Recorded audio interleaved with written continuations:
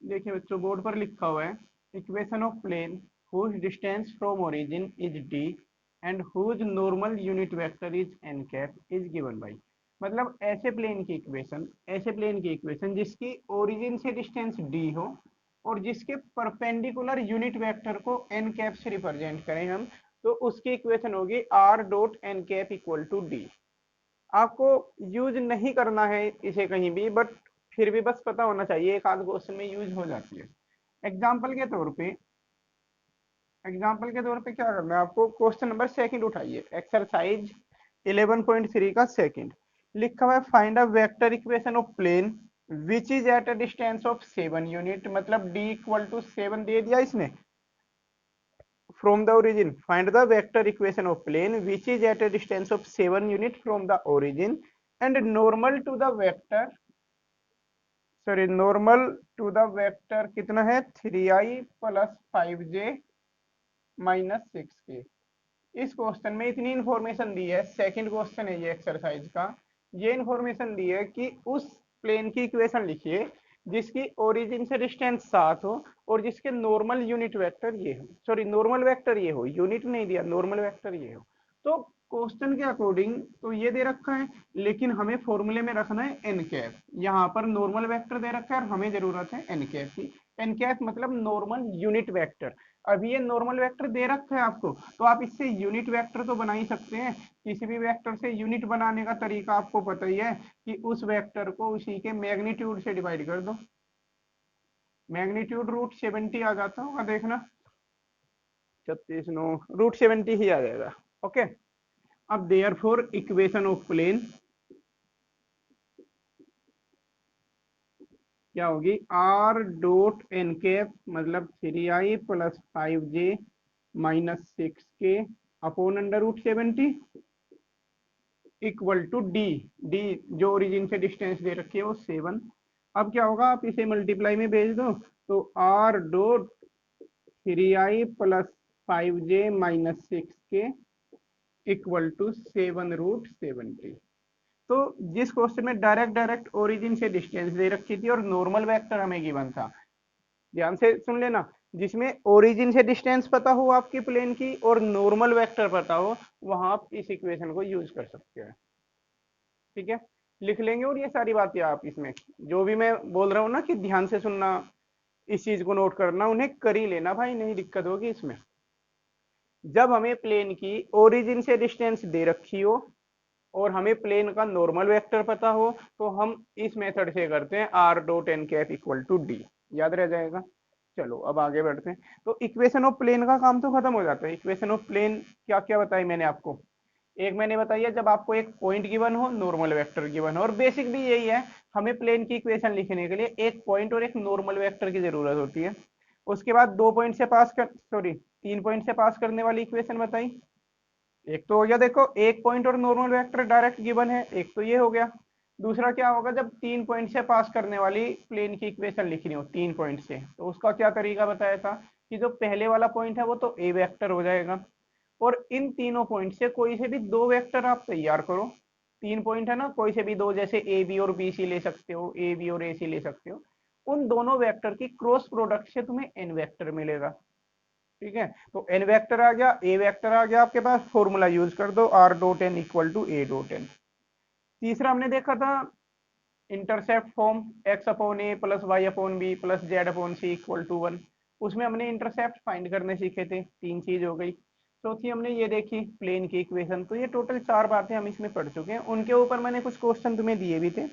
अब equation of plane से बाहर निकले तो अब प्लेन के बारे में और क्या क्या है इस एक्सरसाइज में, और क्या क्या दे रखा है उनकी तरफ चलते हैं। अब प्लेन के बारे में, ये टोटल 3 चीजें इस एक्सरसाइज में हम पढ़ने वाले हैं। Angle between two plane, distance of a point from plane और फुट ऑफ परपेंडिकुलर। जैसे ये 3 टॉपिक खत्म होंगे तो ये एक्सरसाइज आपकी कंप्लीट हो जाएगी। तो इस वीडियो में इन 3 टॉपिक को देख लेते हैं। एंगल बिटवीन टू पॉइंट, दो पॉइंट के, sorry angle between two plane, angle between two plane. अच्छा आपको याद है दो लाइन के बीच का एंगल कैसे फाइंड किया था हमने, दो लाइन के बीच का? तो याद होगा जो B1 और B2 के बीच का एंगल होता है वही हम फाइंड कर लेते हैं, वही दोनों लाइन के बीच का एंगल हो जाता है। यहाँ पे बिल्कुल सेम वही है कि जो इनके नॉर्मल वेक्टर के बीच का एंगल होगा, angle between n1 and n2। ठीक है, जो रोल वहां पर बी प्ले करता है वही यहाँ पर एन प्ले करता है। ठीक है, तो वहां बी वेक्टर के बीच का एंगल देख लिया था, यहाँ पर हम एन वेक्टर के बीच का एंगल देख लेंगे। फॉर एग्जाम्पल, अच्छा अगर मैं फॉर्मूला ही लिखूं तो फॉर्मूला कुछ ऐसे हो जाएगा, देखो cos theta equal to n1 dot n2। अब आप ये सोच रहे होंगे ये n1 n2 क्या है, सोच रहा है क्या कोई? कोई नहीं, चलो तो n1 है वैसे पहले प्लेन का नॉर्मल वेक्टर, और n2 है दूसरे प्लेन का नॉर्मल वेक्टर। सही है, क्योंकि दो प्लेन के बीच का एंगल निकालना है ना, तो n1 पहले प्लेन का और n2 दूसरे प्लेन का नॉर्मल वेक्टर। फॉर्मूला तो ये लिख दिया। एग्जाम्पल के तौर पे एक क्वेश्चन बना लेते हैं कोई भी, कि r dot 3i plus j minus 2k equal to 5। ये पहला प्लेन दे रखा है, और दूसरा प्लेन आप कुछ और ले लो, मान लिया ये ले लिया हमने, और इन दोनों के बीच का एंगल हमें फाइंड करना है, दोनों प्लेन के बीच का एंगल। तो बिल्कुल सीधा सीधा है, आप n1 और n2 उठा लें। n1 वेक्टर, ये जो r के साथ डॉट प्रोडक्ट करके लिखा होता है वो नॉर्मल वेक्टर होता है, तो n1 होगा 3i plus j minus 2k। Okay, और n2 वेक्टर होगा 2i प्लस जे माइनस के। तो ये n1 और n2 वेक्टर हो गए, therefore angle between two plane cos theta equal to, दोनों की डॉट प्रोडक्ट, डॉट प्रोडक्ट आएगी 6 प्लस 1 प्लस 2, अपॉन में इनके मैग्नीट्यूड लिख दो। इसका कितना होगा, √14, और इसका मैग्नीट्यूड 4 5 6 √6। ऊपर बन जाएगा जी आपका 6 7 8, cos theta equal to 9 upon under root of 84 हो जाएगा बस। ठीक है, theta equal to cos inverse 9 upon under root 84 कर लोगे दो प्लेन के बीच का एंगल। ठीक है, अच्छा अगर प्लेन की इक्वेशन आपको इसमें दे रखी हो 3x plus y plus 4z minus 2 equal to 0, कुछ इस तरीके से, और दूसरी लिखी हो 2x plus 3y plus 5z minus 4, ये दो इक्वेशन लिखी हो और आपको इन दोनों के बीच का एंगल फाइंड करना हो, तब भी क्या करेंगे, n1 वेक्टर यहाँ एक्स वाई जेड से आएगा। n1 वेक्टर होगा 3i plus j minus 4k cap. ध्यान देना इस चीज पर, -3 भी लिख देते हैं बच्चे यहाँ पर, भावनाओं में बह जाते हैं कि हाँ चलो लिख दिया, ऐसा नहीं है। n1 क्या होगा, एक्स वाई जेड को i j k से आप रिप्लेस करा दें, इससे वो लिख के देख सकते हो आप। वेक्टर इक्वेशन ऐसी तो लिखी जाती है कि r dot 3i plus 3i cap plus J cap minus 4k cap. क्योंकि जब मैंने वेक्टर से कार्टेशन लिखनी सिखाई थी, तो वेक्टर से कार्टेशन में यही था कि आई कैप को x से रिप्लेस कराया था, जे कैप को y से, और जेड के कैप को z से, ऐसे ही तो कराया था। तो वापस वही काम हम कर रहे हैं, और -3 को उधर ले जाओ, +3 बना दो, तो इसकी वेक्टर इक्वेशन यही तो होगी। तो जब इसकी वेक्टर इक्वेशन ये है, तो ये जो वेक्टर बना वही तो n वेक्टर होगा। तो n1 वेक्टर यहाँ पर ये हो गया। तो ऐसे ही n2 वेक्टर, दूसरे वाले से 2i plus 3j plus 5k के, सिर्फ एक्स वाई जेड की जगह यहाँ पर आई जे और के लिख दो, उस कांस्टेंट का कोई रोल नहीं है n1 और n2 लिखने में। मैं रिपीट कर रहा हूँ, ये कांस्टेंट इग्नोर करोगे ये कुछ भी हो, क्योंकि इसका n1 और n2 में कोई भी रोल नहीं है। n1 और n2 आ गए तो आप कोस थीटा का फॉर्मूला लगा के इन दोनों के बीच का एंगल फाइंड कर लेंगे। तो आपको कार्टेशियन इक्वेशन दे रखी हो, सॉरी कार्टेशियन इक्वेशन दे रखी हो या वेक्टर इक्वेशन दे रखी हो, आप एंगल फाइंड कर लेंगे।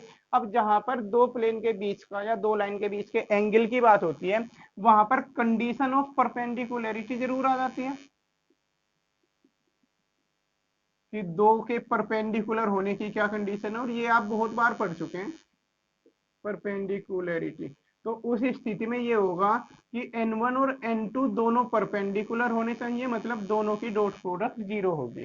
तो जब भी हमें ये चेक करना हो कि ये दो प्लेन परपेंडिकुलर हैं कि नहीं, तो आप उनके नॉर्मल वेक्टर की डॉट प्रोडक्ट करा के देखें। अगर नॉर्मल वेक्टर की डॉट प्रोडक्ट कराने से 0 आ जाता है, तो वे दोनों प्लेन परपेंडिकुलर होंगे। ठीक है, या फिर इस टाइप का क्वेश्चन बन जाता है कि कुछ भी बीच में इनमें लैम्डा वगैरह कुछ दे देगा या पी दे देगा, कहेगा कि दोनों प्लेन आपस में परपेंडिकुलर हैं तो पी की वैल्यू फाइंड करो। तो इस स्थिति में भी आप दोनों की dot product equal to p रखेंगे तो आपके पास पी की वैल्यू आ जाएगी। ठीक है ना, कर लोगे इस टाइप के क्वेश्चन।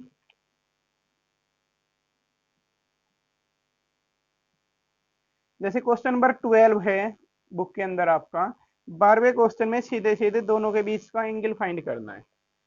लेकिन 13 क्वेश्चन में ये कहा है, 13 क्वेश्चन एक्सरसाइज खोल लो एक बार, 13 क्वेश्चन देखो। In the following cases determine whether the given plane are parallel और परपेंडिकुलर। मतलब हमें चेक करना है कि ये कुछ इक्वेशन दे रखी है इसने, दो दो प्लेन के नीचे 5 पार्ट हैं इसके, दो दो प्लेन की इक्वेशन दे रखी है। हमें इन्हें चेक करना है कि ये प्लेन पैरेलल है या परपेंडिकुलर है। And in case they are neither parallel find the angle between them, कि अगर ये कुछ भी नहीं है, मतलब ना तो पैरेलल है ना परपेंडिकुलर है, तो इनके बीच का एंगल फाइंड करो। तो पैरेलल और परपेंडिकुलर का क्या हिसाब किताब है, देखो परपेंडिकुलर के केस में तो ये होगा कि n1 और n2 की डॉट प्रोडक्ट 0 होगी। मैं लिख के दिखाता हूँ, 1 मिनट रुक जाओ आप। देखो मान लिया आपको दो प्लेन की इक्वेशन ऐसे लिखी हुई है, जैसे ये a1 b1 c1 d1 क्या है, ये कॉन्स्टेंट है, मान लिया 2x plus 3y plus 5z minus 4 हो उस तरीके से। और दूसरे प्लेन की इक्वेशन a2 b2 c2 और d2। तो जो पहले प्लेन का नॉर्मल वेक्टर होगा वो होगा a1 i cap plus b1 j cap plus c1 k cap. दूसरे का नॉर्मल वेक्टर होगा a2 i cap plus b2 j cap plus c2 k cap. ठीक है, अब अगर हमें कंडीशन ऑफ परपेंडिकुलर, दो कंडीशन में बताता हूँ आपको यहाँ पर, परपेंडिकुलर की भी और पैरेलल की भी। कंडीशन ऑफ परपेंडिकुलरिटी क्या होगा, n1 डॉट n2 बराबर 0 होगा। जब n1 dot n2 dot product आप कराएंगे तो आपको मिलेगा a1 a2 plus b1 b2 plus c1 c2। ये n1 और n2 की डॉट प्रोडक्ट से मिलेगा, क्योंकि i वाले की i में करोगे, j की j में और k की k में, और इक्वल टू आना चाहिए 0। तो ये तो हो गई कंडीशन परपेंडिकुलर होने के लिए, याद रखना a1 a2 plus b1 b2 plus c1 c2 equal to 0। इसी तरीके से अगर आपको पैरेलल की देखनी है तो पैरेलल के केस में नॉर्मल वेक्टर दोनों के पैरेलल होने चाहिए। अब अगर दोनों के नॉर्मल वेक्टर पैरेलल होंगे तो पैरेलल के लिए क्या थी कंडीशन, a1 अपॉन a2 बराबर b1 अपॉन b2। तो वही सेम है, दो प्लेन के पैरेलल होने की कंडीशन ये हो गई कि इनके जो एक्स वाई जेड के कोफिशिएंट हैं उनका रेशियो सेम होना चाहिए। तो ये पैरेलल की, तो ये सारी पुरानी परिचित बातें हैं, आपको पता है, ये सारी पढ़ रखी है आपने सब। बट बुक में ऐसी ऐसी कंडीशन अलग से लिख के दे देता है तो बच्चा कंफ्यूज, बोले जी बहुत सारे फॉर्मूले हैं। क्योंकि एक्चुअली अगर मैं आपको बताऊं, बुक में दो प्लेन के बीच के एंगल का फॉर्मूला ऐसे लिखा हुआ है, cos theta equal to a1 a2 plus b1 b2 plus c1 c2 upon under root of a1 square plus b1 square plus c1 square into under root of a2 square plus b2 square plus c2 square. अब भाइयों इतना बड़ा सा formula हमें कोई लिख के पकड़ा दे, आधा तो हमारा कॉन्फिडेंस वैसे डाउन हो जाएगा, है ना। बोले जी ये तो याद ही नहीं होगा, ये तो बहुत खतरनाक से है। तो ऐसी भयंकर भयंकर सी चीजें लिखी हुई है, बट मेन बात क्या है कि ये n1 और n2 के बीच के एंगल के लिए लिखा हुआ है। n1 n2 की डॉट प्रोडक्ट से तो आपको ये मिलना है, और ये n1 का मैग्नीट्यूड है और ये n2 का मैग्नीट्यूड है। तो आपको फॉर्मूला बेस्ड पढ़ाई नहीं करनी होती है, आपको कंसेप्चुअल बेस्ड, समझ गए। तो इसलिए मैं फॉर्मूले यूज नहीं कर रहा हूँ यहाँ पर, मैं आपको कंसेप्ट समझा रहा हूँ। क्योंकि एग्जाम में जो क्वेश्चन आएगा वो फॉर्मूले रट के नहीं होगा आपका। एग्जाम में जो क्वेश्चन आएगा वो टोटल कंसेप्चुअल बेस्ड क्वेश्चन होगा, रटना नहीं है, उसमें काम चलता भी नहीं। तो ये कंसेप्ट हो गया एंगल बिटवीन टू प्लेन के ऊपर, चेक कर लोगे आप। जैसे एक्सरसाइज में क्वेश्चन नंबर 13, 13 में हमें पैरेलल और परपेंडिकुलर चेक करना पहले तो जो ना तो इस कंडीशन को फुलफिल करता हो ना इसको फुलफिल करता हो, उस स्थिति में आपको दोनों के बीच का एंगल फाइंड कर लेना है। चलिए नेक्स्ट कंसेप्ट पे आते हैं, distance of a point from a plane. किसी भी पॉइंट की प्लेन से डिस्टेंस का यहाँ क्या मतलब है। देखिए डिस्टेंस ऑफ पॉइंट, अगर हम पॉइंट x1 y1 z1 ले और प्लेन की इक्वेशन ये है, इस पॉइंट की इस प्लेन से डिस्टेंस फाइंड करनी है। और यहाँ पर एक्चुअली डिस्टेंस का मतलब होता है परपेंडिकुलर डिस्टेंस। जब भी आपको खाली डिस्टेंस वर्ड दिखाई दे तो उसका मतलब परपेंडिकुलर डिस्टेंस होता है। आप ऐसे सिचुएशन इमेजिन करिए, जैसे ये प्लेन ऐसे रखा हुआ है, ऐसे समझ ना इस प्लेन को, ऐसे बोर्ड पर अब मैं ऐसे तो रख नहीं सकता, ऐसे ही बनाऊंगा इसे। मान लीजिए प्लेन ऐसे रखा हुआ है, थोड़ा सा 3D में आप सोचने की कोशिश करें, इमेजिन करें ये प्लेन ऐसे रखा हुआ है, इसके ऊपर यहाँ पर कोई पॉइंट P है, x1 coma y1 coma z1, ठीक है। बुक में आपको दिया होगा 1 3 4 कुछ इस टाइप से कुछ भी पॉइंट। इस P पॉइंट की यहाँ से डिस्टेंस,